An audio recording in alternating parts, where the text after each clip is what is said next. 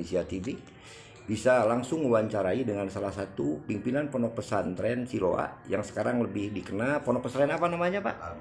Al-Munawaroh, yaitu Kiai Haji Agus Soleh. Dan perlu diketahui Pak Agus Soleh bukan saja sebagai sosok seorang kiai, seorang cendekia, tapi juga ya seorang bapak yang tuladan terhadap anak dan cucunya. Oke Pak, berbicara Ciloa, oke, mindset publik pesantren alat. Mindset publik, mindset santri adalah alfiah. Nah, ini keunggulan komparatif di pesantren tradisional atau salafiyah Ciloa. Nah, ini hal menarik Pak, karena belum lama ini keluarga kami ya dari Tonjong ada yang pesantren di salafiyah, tepatnya di Lirboyo. Nah, dengan jumlah santri hari ini di Lirboyo 40 ribu. Kemudian sistem ngajinya itu Pak, itu sistem asistensi. Kemudian sistem di tempat tradisional semacam di pondok itu kalau satu kamar 30 orang. Nah, ini Bapak bisa menjelaskan keunggulan komparatif atau keistimewaan pesantren tradisional seperti Lirboyo itu seperti apa? Atau memang ciri khas pesantren tradisional itu Pak, tolong dibeberkan Pak. Jadi memang ada ada yang bersifat umum, ada yang bersifat khusus. Ya. Dalam bersifat umum pasti di pesantren manapun itu ada istilah ya sorogan gitu kan, atau ngaji bandungan itu umum gitu kan.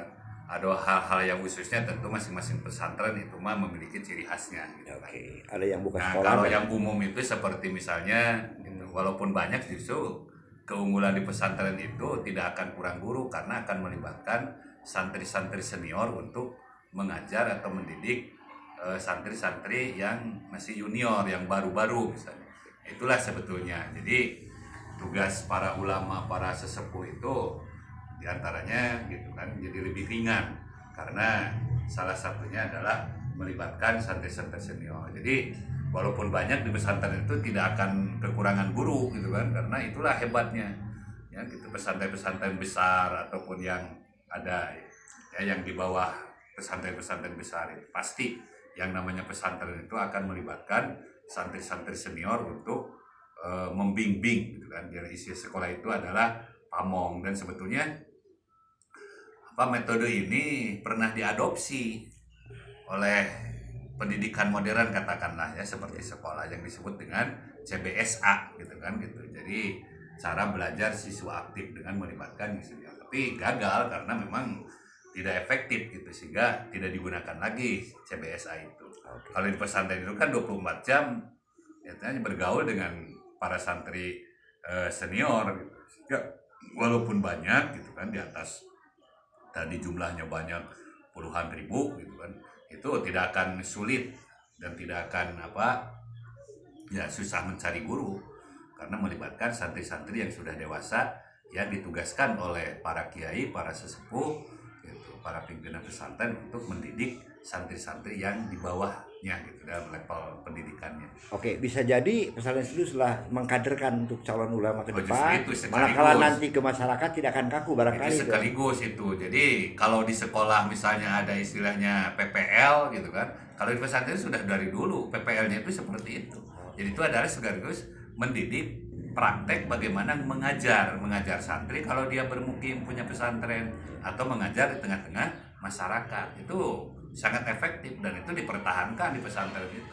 Dan itulah keunggulan pesantren. Keunggulan komparatifnya di sana. Pesantren itu. Oke Pak Kiai, ini jelas kembali ke pesantren Ciloa yang lebih dikenal pesantren Al-Munawaroh ya. Dan Ciloa itu maaf nih Pak terkenal dengan alatnya, kalau katakanlah masalah nahwu sorof atau gramatika tentang sistem belajar bahasa Arab. Karena kata kunci bagaimana kita bisa membaca kitab dulu manakala tidak menguasai gramatika bahasa Arab. Kemudian Pak, saya mau langsung tanya kepada Kiai, pondok pesantren Al-Munawaroh Ciloa penekanannya lebih kepada nahwu sorof atau kitab apa penekanannya di sini Pak? Memang penekanannya akhirnya trademark pesantren di sini adalah nahwu sorofnya gitu kan gitu. Sehingga itu menjadi pokok gitu kan, di dalam arti bukan berarti tidak mengkaji kitab gunung lainnya. Ya, dikaji. Yang dewasa itu sudah belajar yang mengkaji kitab-kitab yang fikih, hadis itu kan kalau yang tingkatan. Tapi tingkat dasar itu yang paling pokok adalah belajar dulu nahwu sorofnya, karena itu ada induk dan bapak gitu kan. Ilmu sorof itu bagaikan ayah dan ibu kan gitu kan. Ada ibunya ilmu, kemudian ada bapaknya ilmu, diantaranya itu adalah ilmu nahwu dan ilmu sorof gitu kan gitu. Sehingga Ya yang namanya pesantren-pesantren Salafiyah terutama itu ya itu adalah kurikulum baku gitu kan gitu, kurikulum baku hanya ada yang condongnya lebih ke fikihnya, ke tafsir yang lainnya. Kalau di sini yang artinya karena memang ini adalah warisan dari para pendiri gitu kan, pesantren ini identiknya dengan Nusorof dan yang ditekankannya adalah Nusorof ya, ini tetap gitu Nusorof itu dijadikan pokok di sini itu kan gitu. Oke, Bapak bisa menjelaskan karena saya awam nih, nahu itu apa, sorof itu apa, orang bilang alat terus apa tuh Pak? Ya Tahapannya secara sederhana yang namanya nahu itu kan ilmu yang mempelajari tentang struktur kalimat gitu kan gitu.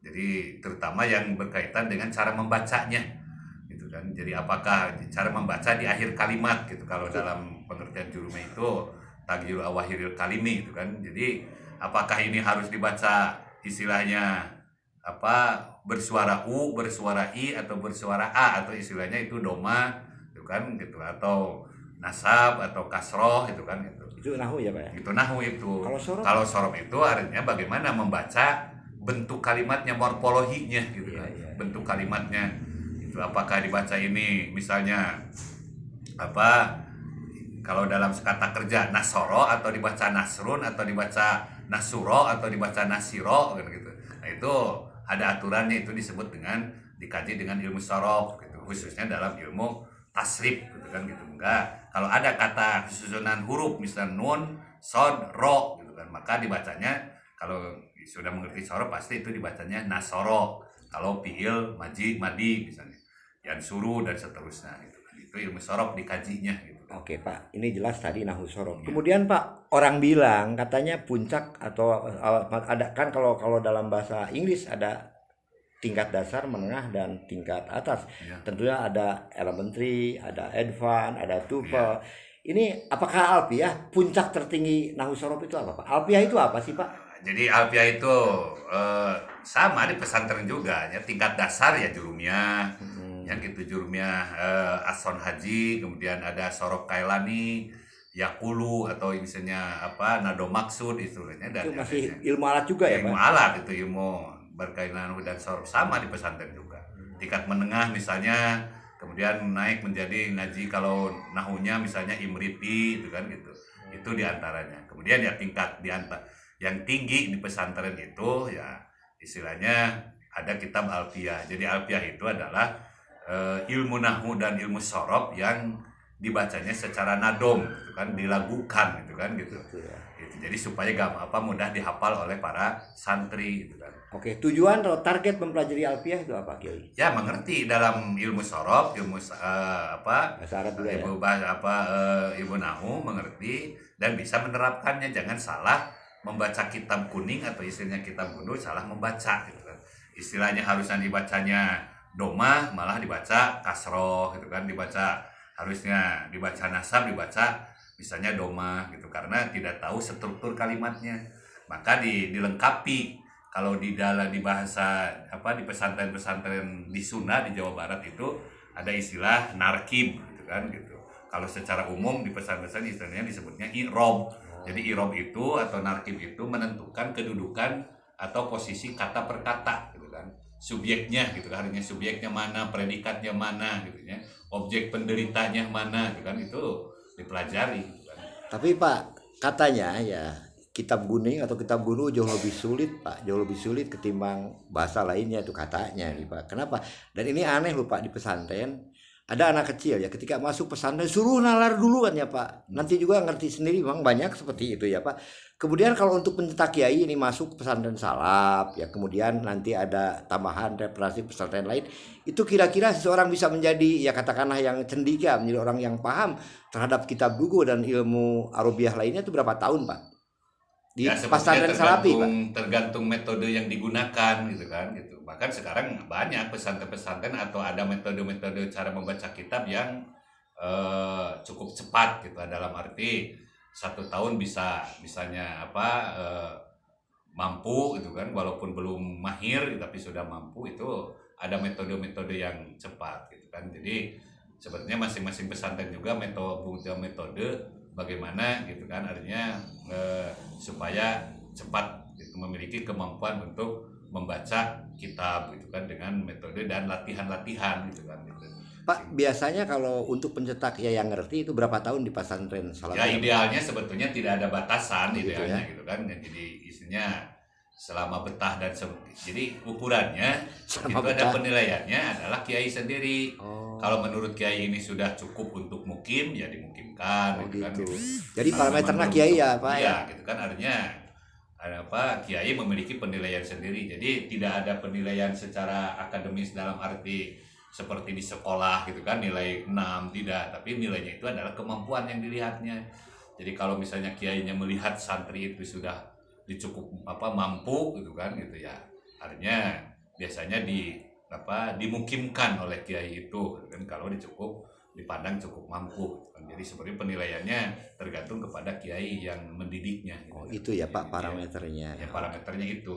Oke Pak, kemarin saya pernah bincang-bincang dengan Dr. Cecep Alba. Ya parameter seorang kiai besar katanya diukur dari amalnya, betul nggak Pak? Betul gitu kan. Jadi kiai itu bukan melihat dari hebatnya pondok pesantren, dari gedungnya amanah. Kenapa? Ya, justru Karena itu. tuduhan kiai sebutan kiai dari masyarakat apa betul Pak Kiai? Betul. Jadi tidak ada pesantren itu tidak mengeluarkan gelar gitu ya gitu, tidak mengeluarkan gelar kiai, ajengan, ustadz. Justru itu jabatan-jabatan seperti itu adalah bentuk penghormatan dari masyarakat gitu sehingga yang dibutuhkan oleh kiai itu betul jadi bukan Amalnya ya Pak ya? bukan amalnya tapi artinya bukan ilmunya tapi amalnya gitu.